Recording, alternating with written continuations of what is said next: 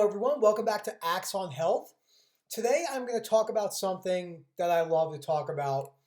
But before we talk about that, I just want to state everything I'm about to talk about has come from the literature I have read over the last 10 years, expert opinions, people that work in the field and research, anecdotes as well, my experience in the gym for 12 to 15 years, what I've seen in the professional bodybuilding, powerlifting, CrossFit community, anything that combination of all fitness encapsulating exercise and nutrition. I wrote down some things over here, so I will be looking back and forth. And if you do some of these things, everything that I have written down, I have experienced and done. And in order to learn, I had to educate myself and start following people I believed were putting out either unbiased research or more evidence found research or stuff that was really being proved in the anecdotes or experience. So, number one, the five biggest mistakes I see in exercise. The number one is having no plan. Now we have to separate this. If you enjoy going to the gym and working out for general health, by all means, go to the gym 5 to 6 days a week. I'd never recommend 7 unless you were doing it for an overreaching phase as an advanced bodybuilder or something like that, but that's a different story. But if you have specific goals in mind, say muscular hypertrophy or power bodybuilding or maybe straight powerlifting, in order to reach optimal potential, you need to have a plan. And that goes for almost anything in life: mental health recovery, addiction recovery, the gym, business, finances. When you look at statistically over the years, people that plan for things usually, not always, because life is not fair and things happen, but have a better chance of reaching their goals. So having a plan, okay, whether it's whatever structured plan you're on. I'm not going to go into super detail because I could talk about an hour to 5 hours on each one of these, but we're going to literally just break it down to having some sort of a plan before you go into the gym. What you plan on maybe doing, the exercises you want to use and so forth. Number two, utilizing failure way too much. Training to failure goes back and forth in the literature all the time. Do you need to train to failure? Do you not need to train to failure? Should you utilize failure? And so forth. Different research shows for single joint muscles, utilizing failure more often to give better motor muscle recruitment to signal hypertrophy could be used. Remember, in hypertrophy, you have three aspects: mechanical tension, the tension on the muscle damage, myofibular damage, and metabolic stress, which is aka called the pump. They each play an important factor in the muscle hypertrophy and or strength, but do people need to utilize failure? More than often, probably not. Research has shown in pretty good reviews that you can get just as good as hypertrophy or strength gains by not training to failure, and you decrease your risk of injury greatly. Do I think people in their first 2 years, 1 to 2 years of learning movements and movement patterns need to be utilizing failure? Absolutely not. Failure is a tool. It's not that you should or should not avoid it. It usually comes down to where you are in your training career. Number three, using too much volume. What is volume, first of all? Volume, and simply put, is how much you're lifting in the gym, the sets versus the reps, and so forth. Most people use entirely too much volume. The RP stance with Dr. Mike Israetel, who also Jared Feather is someone else who is with him, and the research shows usually 10 sets MRV, max recoverable volume for a beginner or someone in those ranges. These are just general guidelines, but it really just depends on the individual. Some people need much higher volume throughout their training career, and some people could advance just on using 2 sets on, say, bench. So starting with a lower volume range is probably the best way to go about it.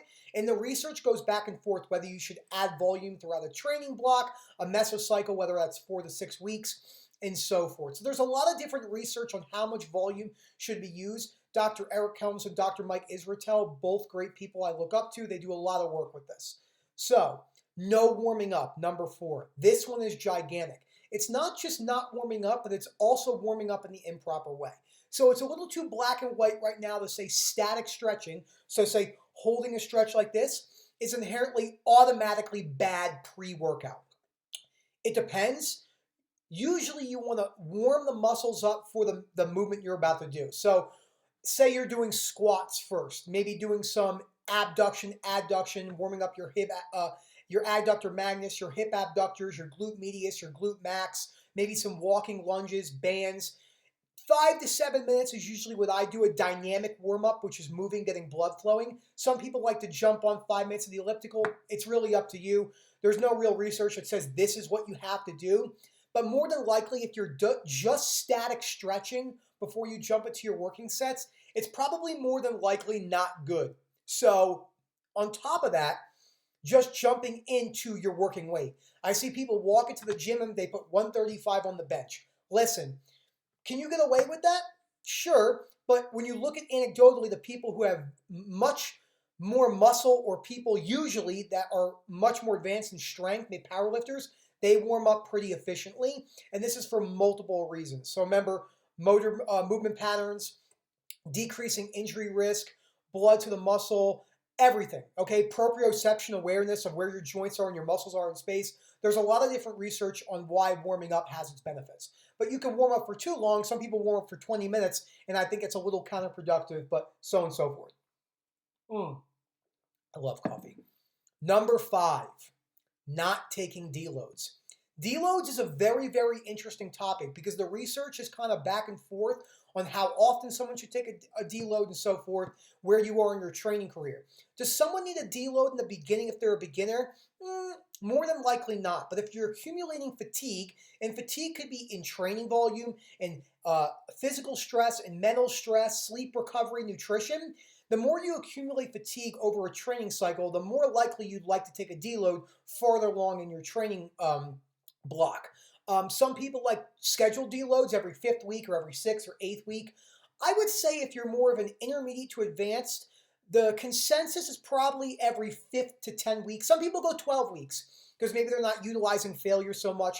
But if you're utilizing failure a lot, you're progressing from week to week, more than likely, and you're advanced lifter, so you're making smaller progress in the gym throughout maybe 6 months to 12 months, maybe deloads could be more optimal more often than not. Does a rank beginner need a deload? It's hard to say. I mean, the research, there's never been direct research on do beginners absolutely need deloads. So those are the 5 biggest things I see mistakes when it comes to exercise. Nutrition, okay? Number 1 by far, fad diets. So there's nothing inherently wrong with doing something like carnivore or keto or something like that. The problem we see anecdotally and in the literature is the sustainability and adherence in the long term. How many people do we know that say, I did keto for X amount of time and keto is the reason why I lost weight? Absolutely not. You lost weight because you were probably eating out a lot. Now you did keto, you're cooking majority of your foods at home, and even though a gram of fat has 9 calories, it's twice as energy dense as a protein or a carb, you're probably more than likely eating less calories than you were if you were just going out to McDonald's. Different studies show the average meal at a restaurant, I think they did 45 restaurants, the study I saw, has an average of 1,300 to 1,800 calories. And if you're cooking at your house, you're not using as much oil and so forth, and this is the main reason for your fat loss. It has nothing to do with keto, carnivore, flexible dieting, high fat, low fat, high carb, upside down, eat chalk diet. It's the calorie deficit. So, number 2, and this kind of goes in between the fitness and nutrition and with everything, patience. The number 1 problem I see with nutrition is people are not patient, and that's completely understandable. As a society, we want instant gratification between social media, between ordering food to our house, Grubhub, DoorDash, Postmates, and all these other things. Patience is not something that humans are naturally very good at. You don't really meet a lot of people that say, I'm very patient, I'm patient on everything, excuse me. So being patient and realizing that following the guidelines for fat loss are really good. Now, from people, there's a couple different ways. I like to lose 0.5 to 1% of my total body weight a week, usually in that 0.6 to 0.8% of my total body weight a week. And you compare weekly averages. You don't compare day to day because fluctuations in food volume or water retention and all these other factors and stress can affect it. You go up 2 pounds one day, down 2.5 pounds next day. That's why you take weekly averages and compare. So patience is really important for hitting your goals long term and dealing with the ups and lows that come along. You're going to be more bloated some days. Some days you're not going to be as strong. So, number 3, too much cardio. Wow, is this one of the biggest mistakes in professional bodybuilding and average Joes alike. Cardio is a tool. I will say that again. Cardio is a tool. Now, what most people do is they start with way too much cardio in the beginning of a deficit or a fat loss phase. I'll tell you what I have seen anecdotally and not so much literature, but it's very prominent in the fitness community.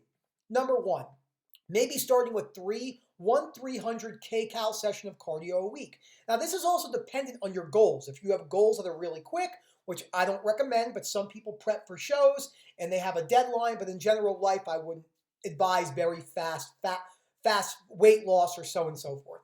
It's usually more optimal to take a slower approach. So people will start with 5 days of cardio a week, completely unnecessary. People also change their calories when they're still losing weight and not tracking their metrics. Let's say your week 3 to week 2 stalls on your weight, but your waist went down half an inch. That's weird. You weighed 181.2 average in week 10, and then you weighed 181.1 average in week 11, but your waist went down. What's happening there? Is it body recomposition? We could talk about this for a long time, but what people will do is they'll drop another 1,000 calories over a week. Not necessary, but this is a mistake that a lot of people have. Number 4, thinking foods are inherently bad. Big mistake. Also sets you up for psychological problems with food in the long run, potentially. Not always. So this is why we're a little bit not against, especially we don't talk about clean eating because there's no right definition of what clean eating is. It's super subjective. And people that usually clean eat, you usually eat 7 to 8 foods and they binge a lot. You see people leave. I have seen so many of my friends gain 20 to 30 pounds, literally 15% of their total body weight within 2 weeks of a show.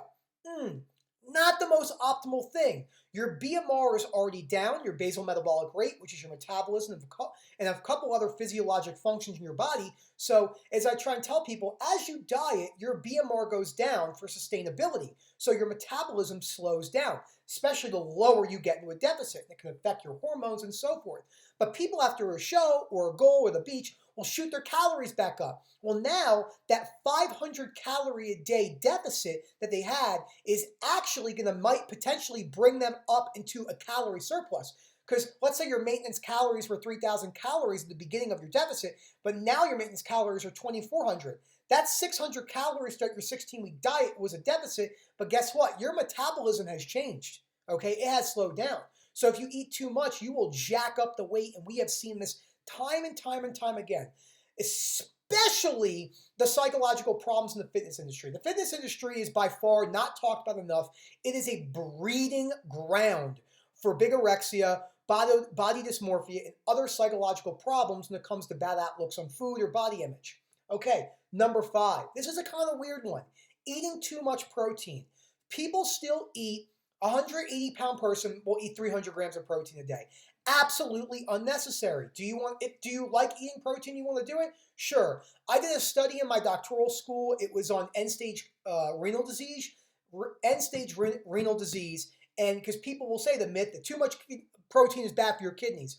Well, in the meta-analysis that I looked at, which I would love to find again, showed that people who actually ate more protein than recommended actually had better outcomes with their end-stage renal disease. So it's not so black and white, and there's also different conditions and so forth. So eating too much protein. It's the most expensive macronutrient by far, so if you like spending extra money, go ahead. There is some literature that has been shown, so I can't not say that higher end protein maybe can help with lean body mass and a deficit and so forth. But if you're in a calorie surplus and you weigh 190 pounds, eating 325 grams of protein a day is probably not necessary. And a bonus, number 6, I'm going to do a 30-minute long video on this topic. We do not have a weight loss problem. I say this all the time to my clients or friends. People lose weight every single day. What do we have? We have a keep the weight off problem. Too many people crash diet. As I talked about before, their BMR goes down, they go back to eating how they were, their metabolism gets a little messed up, and then they fad diet, go back up, fad diet, go back up. And then you meet these people that say, I eat 1,100 calories a day, I weigh 300 pounds, and I can't lose weight. Interesting. Tell me about your eating pattern history. I've tried the keto, Atkins, crash diet, 19 hours of cardio a week, and so on and so forth. And then the story starts to come out. The problem is people take their dieting phases way too fast, and they crash diet. And then what happens is they kind of mess up their BMR and their metabolism and a bunch of other stuff that could be psychologically based and so forth. They go back to eating how they were because they were eating, as I said, number one, fad diets. They were doing keto. They were doing carnivore. They were doing Atkins. They were doing all these things that they knew deep down or subconsciously that they could not sustain long term. So they got to a point where they went nuts because, as we've seen in the literature, restricting food, especially restricting entire food groups, is so unsustainable for the long run. But then people try it all the time because we look in the magazines and I lost 90 pounds doing keto in 3 months, which is ridiculous because you lost 30 pounds a month, which is a pound a day and not recommended by any guidelines. But people look into that because they like the magazines, they like being led down these roads of quick fixes, which also we could talk about. And that's the problem.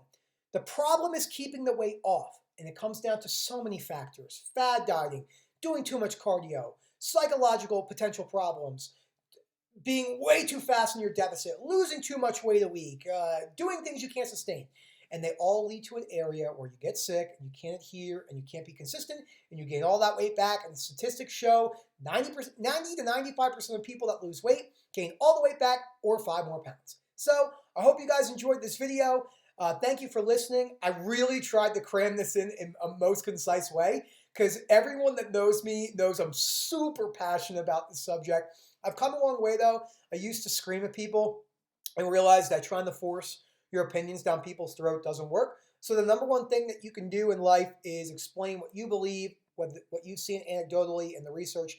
And if no one wants to listen, to me, that is okay. You see the skeleton over there? I'll talk to him. Or the trash can at the gym. Or the cat. Because I don't care. Or my coffee mug. Thank you so much for listening. Have a great day.